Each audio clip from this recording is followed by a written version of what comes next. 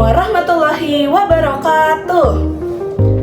Yang saya hormati Ibu Haji Nana Purnamawati MPD selaku guru mata pelajaran kimia kelas 11-1, dan yang saya banggakan para teman-teman dan penonton sekalian.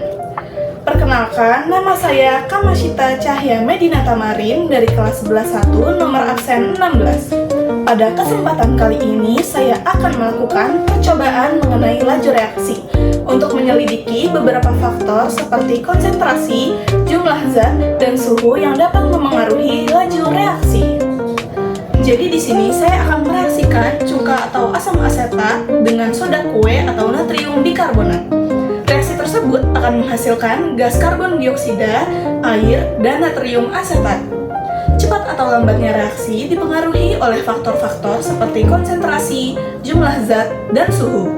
Banyaknya gelembung atau besar balon menunjukkan laju reaksi yang lebih cepat.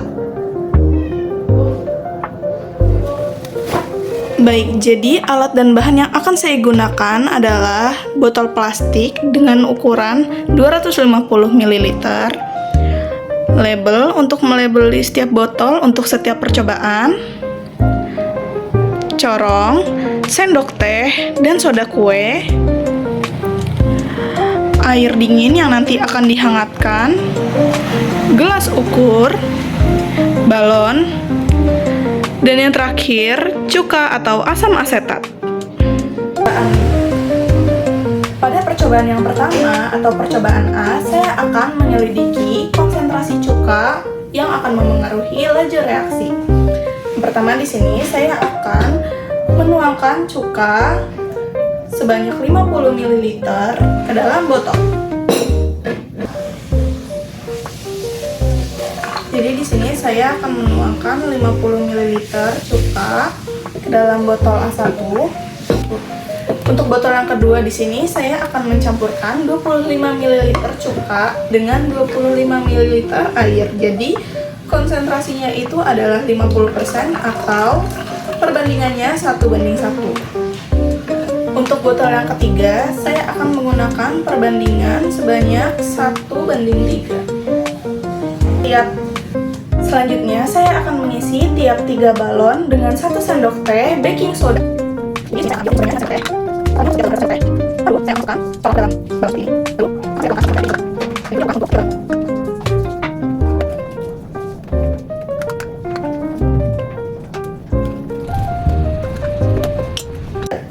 Baik, jadi di sini saya telah memasukkan 1 sendok teh ke dalam 3 balon seperti ini. Langkah selanjutnya kita harus memasang balon ke dalam setiap botol dan akan menuangkannya agar baking soda dapat bereaksi dengan asam cuka. Oke, jadi langkah selanjutnya kita harus mengangkat balon sehingga baking soda ini bisa masuk ke dalam larutan cuka plus air. Nanti akan ada reaksi yang terjadi. Kita akan lihat bagaimana reaksinya.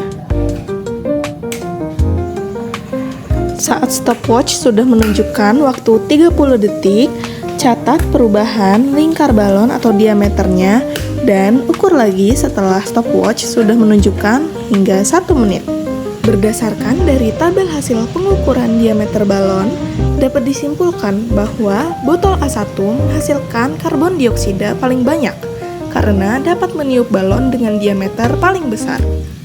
Hal ini dapat terjadi karena konsentrasi asam cuka di botol A1 lebih pekat dibanding botol A2 dengan perbandingan dengan air sebanyak 1:1 dan botol A3 dengan perbandingan cuka dan air sebanyak 1:3. Cuka yang lebih pekat mengandung lebih banyak partikel asam atau ion hidrogen, sehingga tumbukan antar partikel reaktan lebih sering terjadi dan memperbesar peluang terjadinya reaksi. Akibatnya, gas karbon dioksida terbentuk lebih cepat dan dalam jumlah yang lebih banyak. Untuk percobaan kedua, di sini saya akan menyelidiki pengaruh jumlah soda kue terhadap kecepatan reaksi yang dihasilkan. Jadi perbedaan percobaannya untuk B ini adalah jumlah soda kue yang berbeda pada setiap balon. Untuk B1 saya akan menggunakan setengah sendok teh soda kue, B2 saya akan menggunakan 1 sendok teh, dan untuk B3 saya akan menggunakan 2 sendok teh soda kue. Kita kita akan reaksikan balon-balon tersebut dan akan kita hitung setiap 30 detik untuk mengukur setiap diameter balon. Semakin besar diameter balon berarti semakin banyak gelembung udara yang dihasilkan.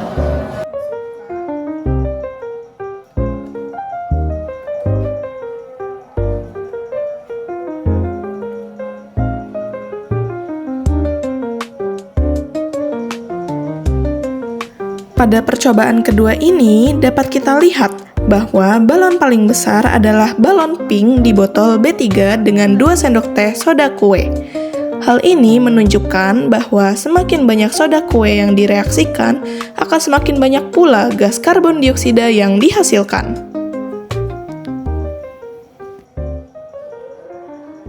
Jadi selanjutnya untuk percobaan ketiga, ada C1, C2, dan C3.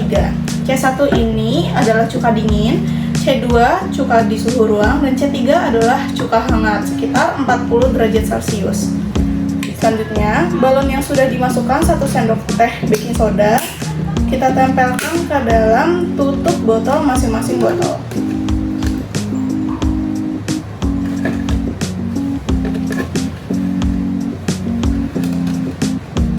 Lalu kita akan masukkan satu persatu.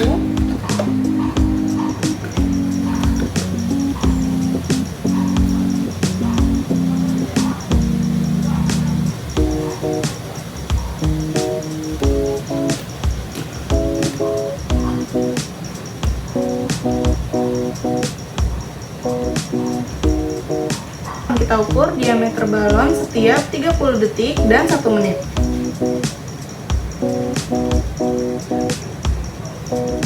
Dari ketiga percobaan yang telah dilakukan, percobaan C ini membuat reaksi yang paling cepat, serta balon yang berdiameter paling besar dibanding percobaan lainnya. Ini berarti suhu merupakan faktor yang paling memengaruhi laju reaksi. Suhu hangat membuat partikel-partikel di dalam larutan bergerak lebih cepat dan memiliki energi yang lebih besar sehingga laju reaksi lebih cepat.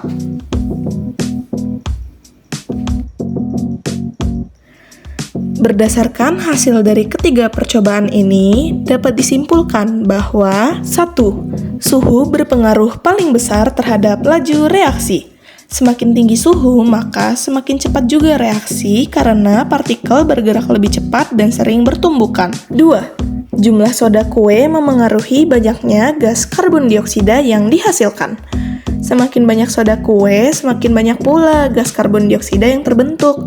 Namun, jika soda kue terlalu banyak, sebagian tidak akan bereaksi karena cuka sudah habis terlebih dahulu.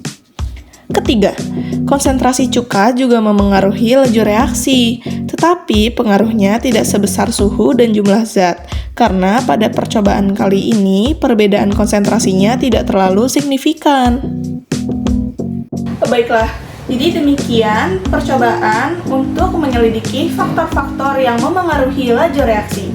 Terima kasih. Wassalamualaikum warahmatullahi wabarakatuh.